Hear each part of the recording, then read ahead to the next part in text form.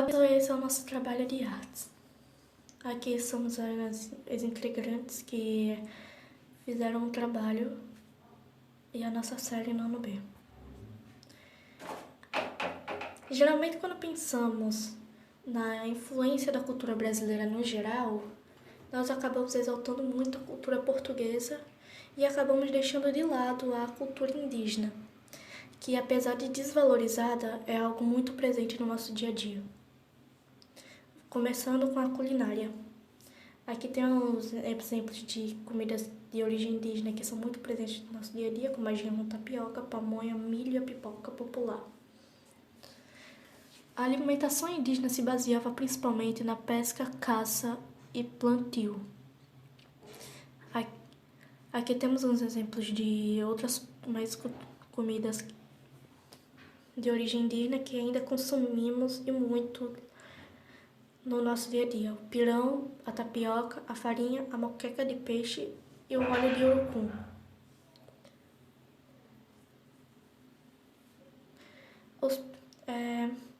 A culinária indígena sempre foi modificada nos costumes de cada povo.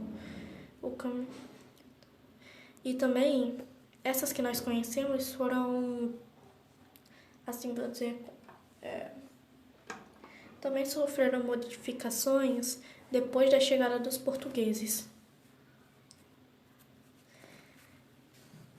Mas em si, a culinária brasileira é a grande mistura dos povos europeus, africanos e indígenas. Os termos e língua.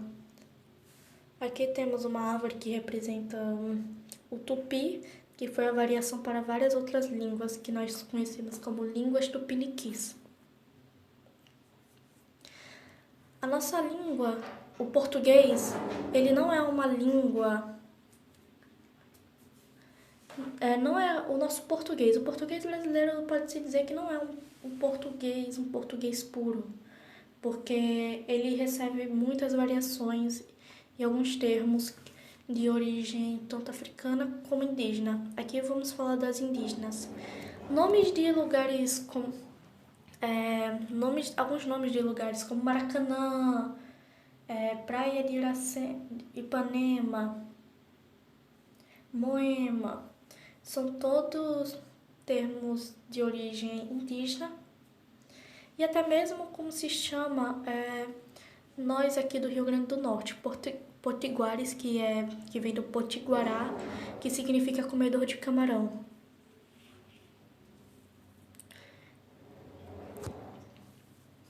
Aqui temos outras palavras, até mesmo Rio Tietê, que na língua indígena significa o rio verdadeiro. E temos vários outros termos, por exemplo, Copacabana, Maracanã, são todos termos de origem indígena.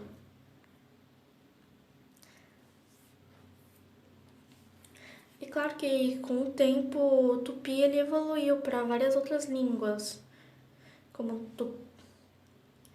nós vimos naquela árvore, o tupi foi o tronco para várias outras línguas de origem indígena. É interessante ver como essa língua indígena se manteve viva, no meio do português, ao longo do tempo. Um exemplo disso é o termo capenga, que significa torto em tupi.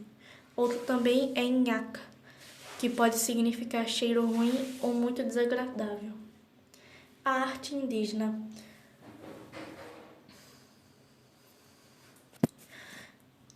A arte indígena ela é muito variada e muito bonita. Apesar de até mesmo ser bem desconhecida e até em meados do século passado ser desvalorizada, é algo muito bonito e muito variado. Alguns principais elementos para a fabricação da arte indígena vinha da madeira, ossos, dentes, cipó e couros, porque eram coisas provenientes da natureza. Por favor, que não tenha sido.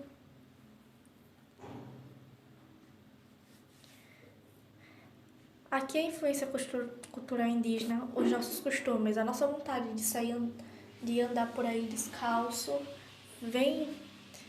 é um hábito que nós viemos a herdar dos povos indígenas. O nosso costume de gostar de uma rede também foi algo vindo dos indígenas. Tanto que quando os portugueses chegavam aqui, eles gostaram da rede, tanto que existem e usaram como eu posso explicar? Prendiam a rede em varas e acabavam que mandavam os escravos levarem eles para passear pela cidade. É uma curiosidade interessante que eu li uma vez sobre a rede, mas ela é uma característica dos povos indígenas.